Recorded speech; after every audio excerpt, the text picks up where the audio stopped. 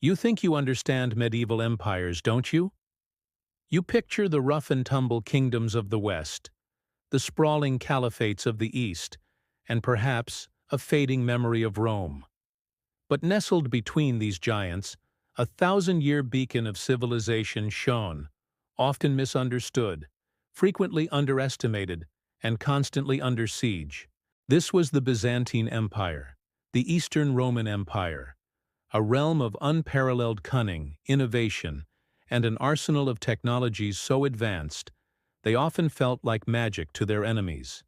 They were surrounded, ceaselessly, by foes hungering for their wealth, their knowledge, their very existence. Yet, against all odds, they endured for over a millennium. How did they do it? What secret advantages did they possess that allowed them to repel countless invaders, rebuild from the ashes, and guard the flame of ancient learning while the West plunged into darker ages? Welcome, intrepid co-explorers, to Medieval Times Uncharted, where we delve beyond the convenient narratives and into the pulsating heart of forgotten history. Today, you are invited to unlock the vault of Byzantium's ingenuity, to witness the uncharted technologies that didn't just win battles, but saved an entire civilization. These weren't just weapons.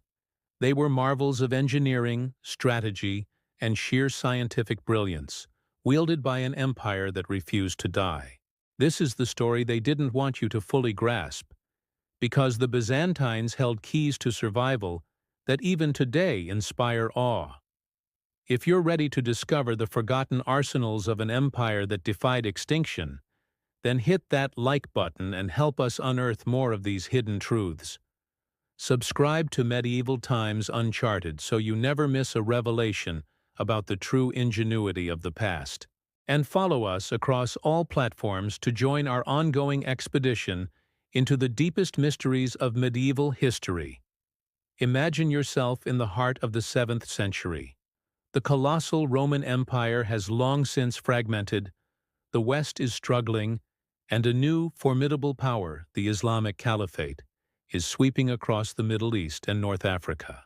You feel the tremor of fear, the oppressive weight of impending doom, as wave after wave of invaders crash against the formidable walls of Byzantium. From the north, the Bulgars and Slavs pressed. From the east, the Sasanian Persians bled the empire dry for centuries, only to be replaced by the surging armies of Islam. Constantinople, the queen of cities, Byzantium's glittering capital, stood as the ultimate prize, a wealthy jewel surrounded by a sea of enemies. You understand that this wasn't merely a strategic location. It was the symbolic heart, the spiritual and administrative core of an empire under existential threat. Survival for Byzantium was not a luxury. It was a desperate, daily struggle against overwhelming odds. This constant pressure forged an empire of unparalleled adaptability and ingenuity. They couldn't rely solely on sheer numbers or brute force. They needed something more, something clever, something uncharted in its application. And find it they did. They developed and refined a suite of technologies and strategies that transformed their very vulnerability into a formidable strength. Let us begin with the most legendary, the most terrifying, and arguably the most vital of Byzantium's secret weapons: Greek fire.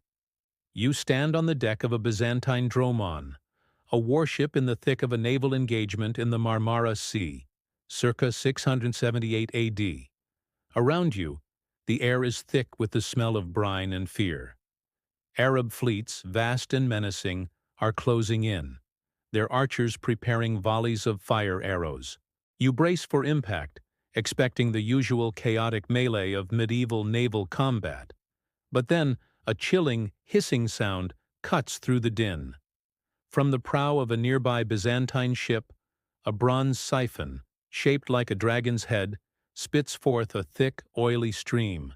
It ignites mid-air with a ferocious roar, a bright, searing orange flame that streaks across the water, landing on an enemy ship. You watch, mesmerized and horrified, as the liquid fire clings to the wooden hull, burning with an unnatural intensity. It cannot be extinguished by water. In fact, contact with water seems only to make it burn more fiercely, dancing on the waves, consuming all in its path. Panic erupts among the enemy sailors. Their cries of terror mingle with the crackle of flames and the hiss of the mysterious liquid. This was Greek fire, or pyrethalasion, sea fire, as the Byzantines called it. Its composition was a closely guarded state secret, lost to history, but its effect was undeniable. You can almost feel the heat radiating from the burning ships, smell the acrid smoke, and hear the desperate screams as the enemy fleet is engulfed in an inferno. The psychological impact was as devastating as the physical destruction. Opponents learned to dread the sight of Byzantine siphons, knowing that to face Greek fire was to face oblivion. This weapon, a true marvel of chemical engineering, is credited with saving Constantinople during two major Arab sieges in the late 7th and early 8th centuries. Without Greek fire, the city, and indeed the entire Byzantine Empire, might have fallen, altering the course of European and Middle Eastern history irrevocably. You might wonder about its ingredients. Scholars have speculated for centuries: petroleum, quicklime, sulfur, resin, naphtha, saltpeter. A complex concoction known only to a select few Byzantine chemists. The exact formula was so vital that its secret was passed down from emperor to emperor, never written, always guarded with the utmost vigilance. The delivery system was equally ingenious: pressurized siphons that could project the burning liquid over considerable distances. You imagine the engineering challenge of creating a pump that could handle such a volatile, incendiary substance, projecting it under pressure without igniting the launching ship itself. It wasn't just naval warfare where Greek fire shone. Portable versions, hurled in ceramic pots, were used during sieges and land battles, spreading terror and destruction. The Byzantines had not merely invented a weapon. They had mastered a form of chemical warfare centuries before its time, a testament to their unparalleled scientific understanding. And you now understand why its loss remains one of history's most tantalizing mysteries, a secret weapon so profound it shaped the fate of continents. Yet, even liquid fire needs a fortress from which to launch its assault, and a stronghold to retreat to. For Byzantium, that stronghold was Constantinople itself, protected by the unparalleled Theodosian Walls. You stand before them, these colossal ramparts, not just a wall, but a multi-layered defensive system that stretched for miles, a marvel of medieval engineering. You feel the sheer scale of it. A triple line of defense designed not just to repel, but to absorb and break any attacking force. First, a wide, deep moat, approximately 60 feet wide and 20 feet deep, often filled with water, forming the outermost barrier. Beyond the moat, a low outer wall, the protoschisma, provided an initial defense, dotted with small towers, allowing defenders to harass approaching enemies. Then came the main outer wall, about 27 feet high, with a patrol walkway and numerous square towers, each nearly 60 feet tall. You traverse the narrow space between the outer and inner walls. The peribolos, a crucial killing zone where attackers caught between the two would be massacred from above. Finally, the mighty inner wall, the true heart of the defense, rising to a staggering 40 feet, nearly 16 feet thick, and reinforced with 100 massive towers, some reaching 60 feet in height. These towers were strategically placed, not directly opposite each other, to ensure comprehensive coverage and overlapping fields of fire. You look up, feeling dwarfed by their immense height, imagining the hundreds of archers, slingers, and catapults that would have rained death upon any besieging army. This was no static defense. The walls were an active battlefield, a technological ecosystem designed for prolonged, brutal resistance. They incorporated earthquake-resistant features, utilizing layers of brick and stone separated by timber beams, making them remarkably resilient to tremors and siege engines alike. You can hear the thunderous impact of a battering ram, feel the ground shake beneath a trebuchet's hurled stones. But still, the walls stand firm. For over 1,000 years, these walls stood as a silent, unyielding guardian. They withstood the Huns, the Avars, the Bulgars, the Rus, and multiple formidable Arab sieges. Each time the attackers recoiled, their grand ambitions shattered against this stone behemoth. You realize that the Theodosian Walls were not just physical barriers, they were a profound psychological deterrent, a symbol of Constantinople's invincibility. Their sheer longevity and effectiveness are a testament to Byzantine foresight, engineering prowess, and the unwavering will to survive. When you envision Byzantium, you must always see these walls, the silent, unconquerable protectors of a thousand-year empire.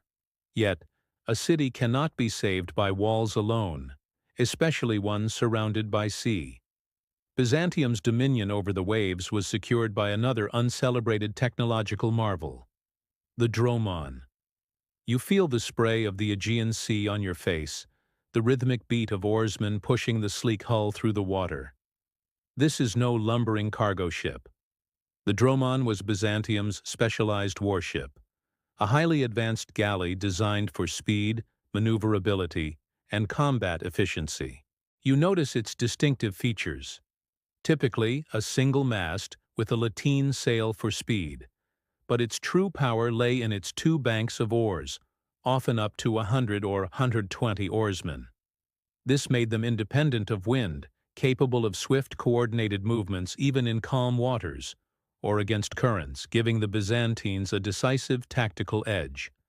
You see the fortified forecastle, the castron, a raised platform that served as an archery platform and provided a strong defensive position. And crucially, at the prow, the siphon for Greek fire. These ships were purpose-built to deliver Byzantium's most devastating secret weapon directly into enemy fleets. They also featured a ram at the waterline, but the dromon's primary combat doctrine revolved around hit-and-run tactics, deploying Greek fire, and boarding actions supported by archers.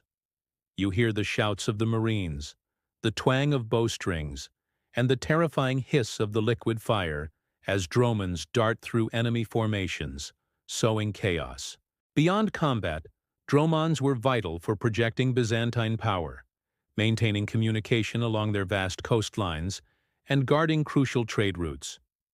They were the Navy's workhorse, allowing rapid deployment of troops, surveillance of enemy movements, and effective coastal defense against pirates and rival fleets.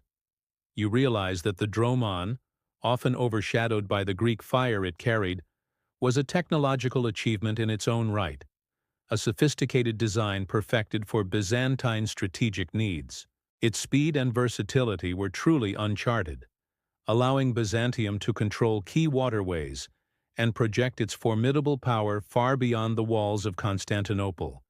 But not all of Byzantium's secret weapons were made of stone, wood, or fire.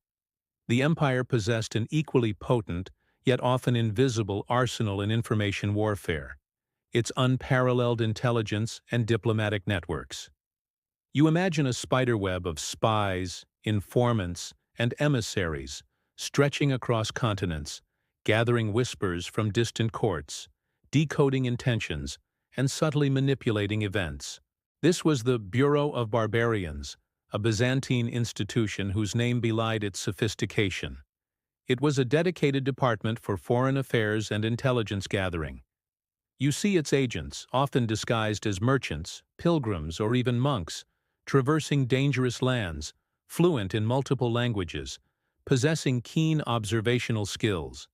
Their mission: to collect data on enemy strengths and weaknesses, internal disputes, political successions, and military movements.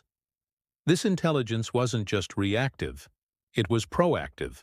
The Byzantines meticulously documented the customs, languages, and religions of their neighbors. You are presented with a vast archive of detailed dossiers, filled with geopolitical insights that would be the envy of any modern intelligence agency. This knowledge allowed them to play enemies against each other, to exploit internal divisions, and to forge opportune alliances, often through generous subsidies or marriage pacts. You witness a Byzantine diplomat, armed not with a sword, but with knowledge of a rival tribe's internal feuds, sowing discord with a few carefully chosen words. Code-breaking was another area of Byzantine expertise. They developed sophisticated ciphers and possessed the skills to decrypt enemy communications, gaining invaluable foresight. You see scribes poring over captured messages, their faces intent as they unravel complex puzzles, revealing enemy plans before they could be executed. Diplomacy, backed by this vast intelligence apparatus, became a weapon as potent as any army. They bought off invaders, converted barbarian tribes, and averted wars through strategic concessions. They understood that the mind was as important a battlefield as any physical terrain, and they mastered the art of psychological manipulation on an imperial scale.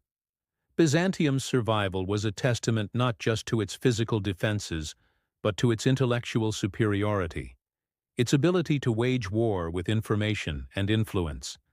This sophisticated system of statecraft, unseen and uncharted by many of their contemporaries, was a cornerstone of their millennium-long existence. The Byzantines were masters of survival, a testament to their adaptability and innovative spirit. Their secret weapons weren't merely isolated marvels. They were interconnected systems of defense, offense, and psychological warfare. You have journeyed through the technological arsenal of an empire that refused to fall, witnessing the terrifying power of Greek fire, the impregnable might of the Theodosian Walls, the swift dominance of the Dromons, and the subtle strength of their intelligence networks. Each of these uncharted technologies played a critical role in preserving a civilization that would otherwise have been swallowed by the tides of history. They were a bridge between the ancient world and the Renaissance, preserving classical learning, refining engineering, and pushing the boundaries of what was technologically possible in the medieval era. Yet, the story of Byzantium's ingenuity often remains in the shadows, overshadowed by more dramatic, but perhaps less enduring, narratives. This empire, which guarded the eastern flank of Europe for 1,000 years, deserved far more than a passing mention in the annals of history. You now understand that Byzantium's survival was no accident. It was the direct result of a relentless pursuit of innovation, driven by the existential necessity of remaining a light in an often brutal world. They built their empire not just on military might, but on superior intellect, strategic foresight, and an unwavering commitment to technological advancement. Their legacy is not just in ruins and faded mosaics, but in the enduring lesson that ingenuity, adaptability, and the strategic application of knowledge can defy even the most overwhelming odds. What other uncharted wonders lie hidden in the forgotten chapters of history, waiting for us to uncover? The journey of discovery is boundless, and the past is teeming with secrets ready to be unveiled. If you believe history deserves to be truly explored, not just recited, then join our expedition. Hit that like button to fuel our research and help us continue bringing these lost stories to light. Subscribe to the Medieval Times Uncharted channel, so you never miss a revelation about the true ingenuity of the past. And follow us across all platforms to become a true co-explorer of the deepest mysteries of medieval history. Until next time, keep questioning the narratives and keep seeking the truth in the shadows of empires.